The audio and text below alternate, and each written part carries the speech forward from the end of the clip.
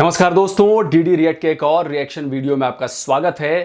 तो जिस वीडियो पर मैं रिएक्ट करने वाला हूं वो बेहद हैरान करने वाला वीडियो है, इसलिए इस वीडियो को ध्यान से देखना बहुत जरूरी है।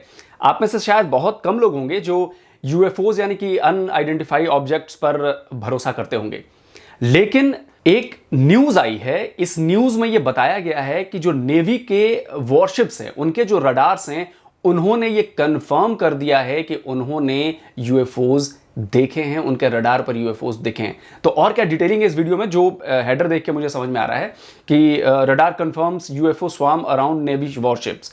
तो देखते हैं कि इस वीडियो में और क्या बता रहे हैं। Videos recorded by U.S. Navy personnel have added a new layer of evidence to the current national debate about UFOs. For the first time, radar images recorded inside a Navy ship have confirmed the presence of several unknown objects that swarmed around the ship for hours. I-Team reporter George Knapp here with a story that broke today on Mystery Wire. Thanks, Brian. Over the past 3 years or so, the public has been able to see several astounding images of what certainly qualify as UFOs during encounters with the U.S. Navy. There's no question that the Pentagon has censored data to go along with the photos and videos, but none of that information has been leaked or otherwise released. That is, until today. For 2 long hours on the night of July 15, 2019, the crew of the USS Omaha detected on multiple sensor systems unknown objects that surrounded the ship as it moved through ocean waters west of San Diego. One of the objects, a self-illuminated sphere at least 6 feet in diameter, flew alongside the Omaha for an extended period and was observed through a thermal sensor in the ship's combat center. Filmmaker Jeremy Corbell released the Navy video weeks ago and says similar events were reported by 8 other Navy ships in the same area over 3 days.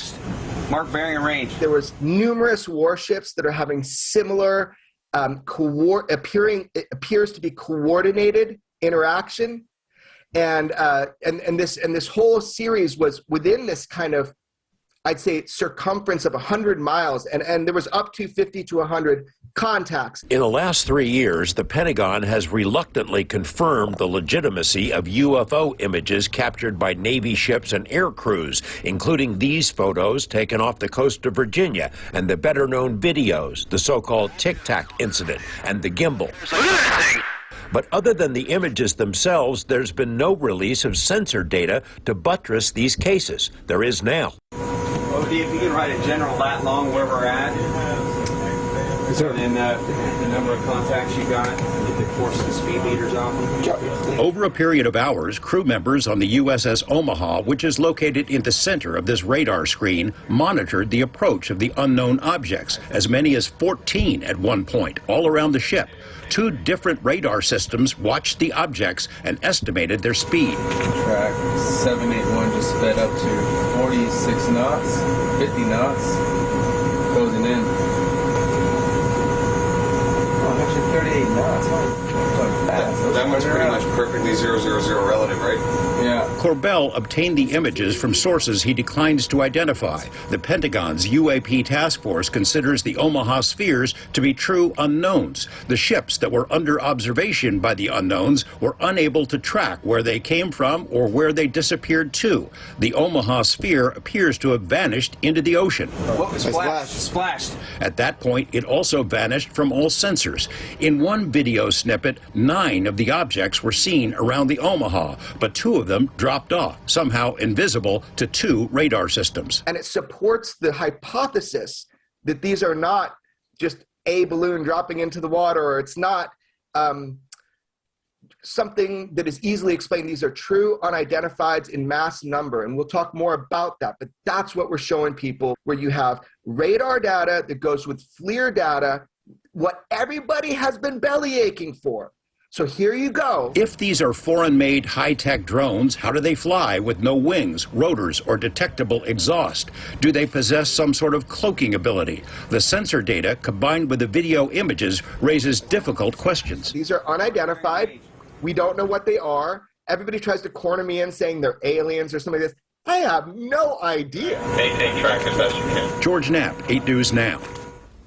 The video of the radar screens consists of 4 clips that were spliced together to show that this went on over a period of time. Today, less than 4 hours after that video was made public by us, a Pentagon spokesperson confirmed it is legit, that it was recorded by Navy personnel and is in the hands of the UAP task force. That's the unit created to prepare a report for Congress that is due next month. तो दोस्तों ये है वो video यार, बड़ा ज़बरदस्त video है यार। ये तो मतलब यूएस नेवी ने और यूएस ने कंफर्म कर दिया है कि भाई वो यूएफओज थे। मतलब पिछले कई सालों से इस बात पर लंबी बहस चल रही है कि यूएफओज होते हैं या नहीं होते हैं। कुछ कहते हैं कि वेदर बलून्स हैं, कुछ कहते हैं कि दूसरे देशों द्वारा खुफिया जहाज़ भेजे गए हैं। लेकिन इनसे तो साफ दिख रहा है यार कि जो वीडियो इनके हाथ लगे हैं, जो वीडियो दिखाया, यूएस सरकार ने भी मान लिया कि हाँ ये यूएस नेवी के वीडियोज़ हैं और उसमें ऐसा कुछ भी नज़र नहीं आ रहा कि इन्हें ये ना माना जाए कि आइडेंटिफाइड हैं।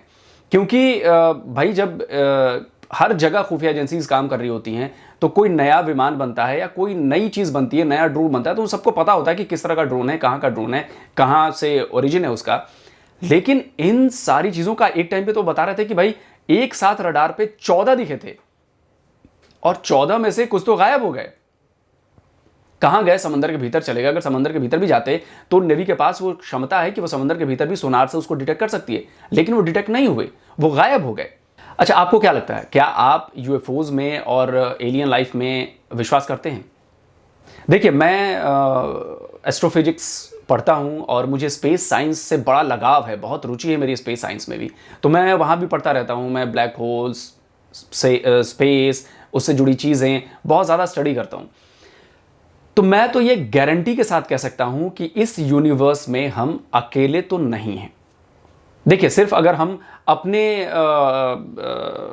गैलेक्सी की बात करें, जो मिल्की वे गैलेक्सी है, इसमें अरबों तारे हैं। जैसे हमारा सूरज है, वैसे ही अरबों तारे हमारी अपनी एक गैलेक्सी में हैं। उन अरबों तारों के साथ साथ मतलब खरबों प्लैनेट्स होंगे। कई प्लैनेट्स हमने ढूंढे हैं जो बिल्कुल धरती की तरह दिखते हैं, लेकिन वो इतने दूर हैं कि यहां से हम ये पता नहीं लगा सकते कि वहां पर जीवन है कि नहीं है। मतलब बहुत ज्यादा दूर है, मतलब दूरी का आप अंदाजा भी नहीं लगा सकते। कुछ तो इतने दूर हैं कि अगर आप इस दुनिया में सबसे तेज जो स्पीड है वो है लाइट की, करीब 3 लाख किलोमीटर प्रति सेकंड की रफ्तार से, और इस स्पीड से भी आप जाएंगे तो वहां तक पहुंचने में आपको हजारों साल लग सकते हैं। तो ये पॉसिबल नहीं है, मतलब अभी तो पॉसिबल नहीं है। भविष्य में क्या होगा ये मैं कह नहीं सकता, लेकिन मैं ये बिल्कुल मानता हूं कि ये एक ऐसी चीज है जो बताती है कि हम इस दुनिया में अकेले नहीं हैं, क्योंकि पॉसिबिलिटी इतनी ज्यादा है। भाई हमारे ही सोलर सिस्टम में अगर खरबों प्लैनेट्स हैं, अरबों सन जैसे स्टार्स हैं, तो भाई जीवन तो होने की चांसेस जो हैं वो बहुत ज्यादा हैं। और यकीन मानिए, नॉन यूनिवर्स में, मतलब अब तक वैज्ञानिकों ने जितना यूनिवर्स ढूंढ निकाला है, उतने यूनिवर्स में हमारे जैसी अरबों गैलेक्सीज हैं।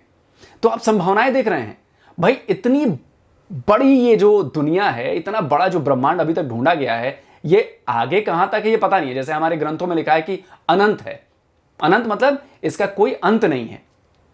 तो आप सोचिए कि आज से अगर हम 100 साल, 150 साल, 200 साल पीछे जाएं, तो भाई तब जहाज की कल्पना भी नहीं की जा सकती थी, तब हवा में उड़ने की किसी उपकरण की भी कल्पना नहीं की जा सकती थी। लेकिन 1905 की बात है, तो भाई करीब करीब 125 साल हुए और 125 साल बाद हमने हवा में उड़ने की और तेज गति से फाइटर जेट उड़ाने की, स्पेस में जाने की काबिलियत हासिल कर लिए।